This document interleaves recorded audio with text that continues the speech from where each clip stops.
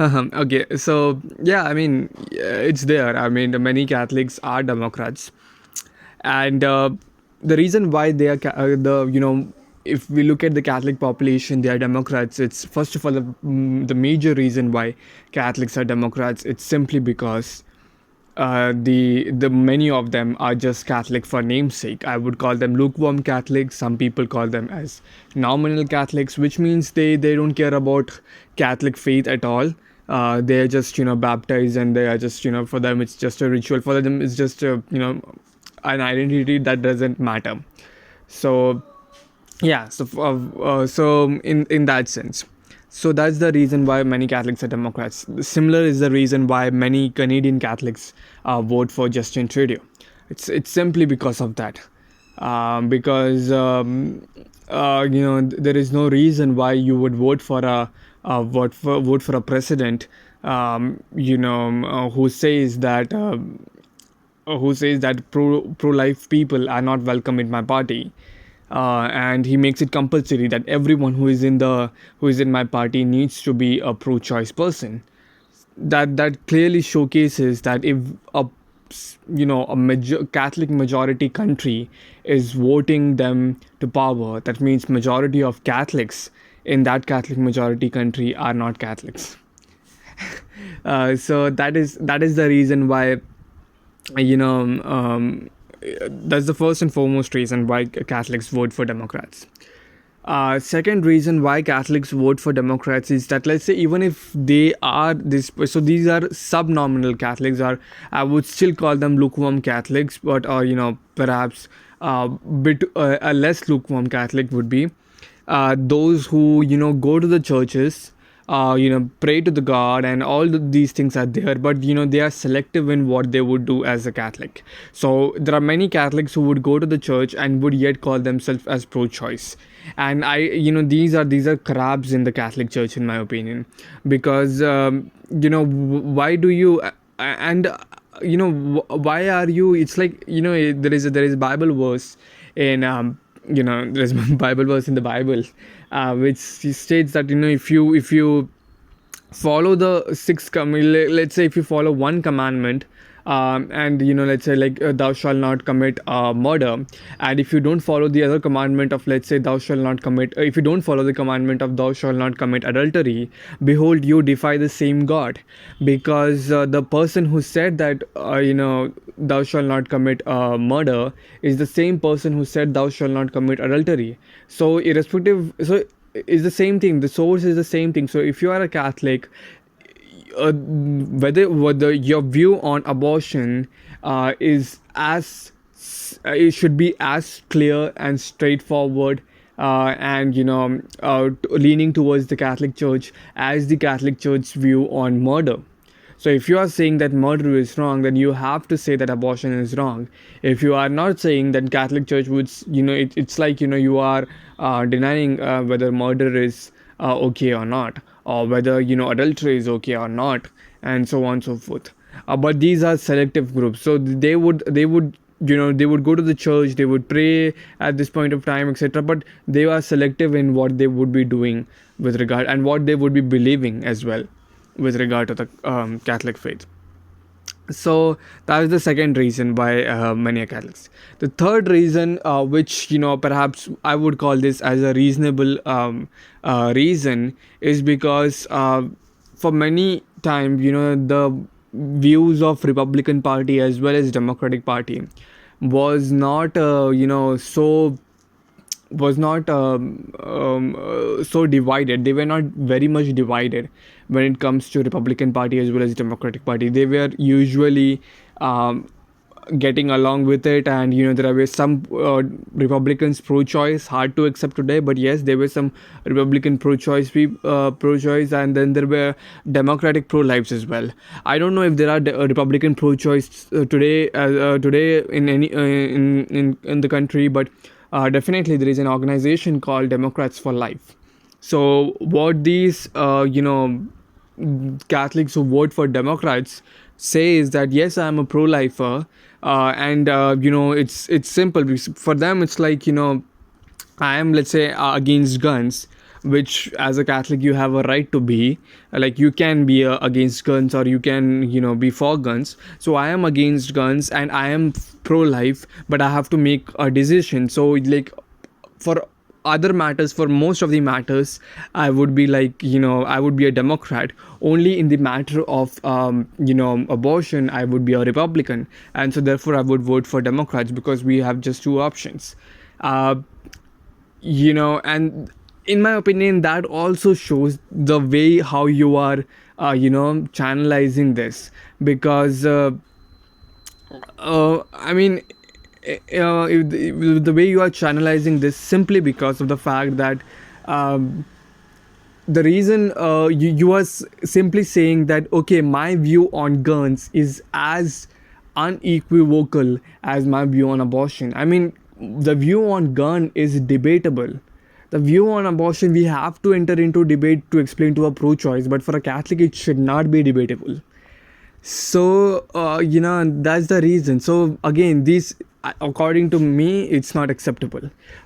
If you cannot accept on whether you want to save people's life or not, what else do what else are you waiting? Like even Hitler gave a welfare state, provided a welfare state for the in the Aryans who were there, and for the non-Jews, as well as for others who were there, for Germans.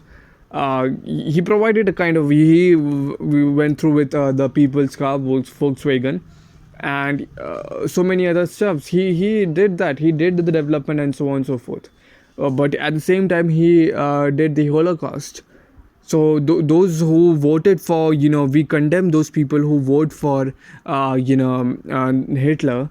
And in similar way, we should condemn people who vote for Democrats. If the Democrats are overwhelmingly pro pro abortion. But there are some good Democratic leaders who are pro life, and at least in terms of that, they are doing better perhaps than what is happening in Canada. So yeah, I mean, they are doing that stuff. Then there is a also there are some perhaps more important reasons, because like some of the Catholics are immigrants. In fact, Catholic population is usually, like, for that matter, most of the American population was usually an immigrating population. But Catholic population has also been an immigrant population from Mexico, which today as well, it's a cause for concerns. Even though Mexican Americans who are right now there in, who are legal immigrants from Mexico, are against who vote for Trump, are against massive immigration from Mexico. But there are some who say that perhaps our identity would be at stake, and so on and so forth. So this fear mongering which comes from the Democratic Party is also quite prevalent. So yeah, that's because of the reasons. But the first and foremost reason is the major reason. There are quite many nominal Catholics who are there, and that's the reason. And the same goes for Jews, by the way.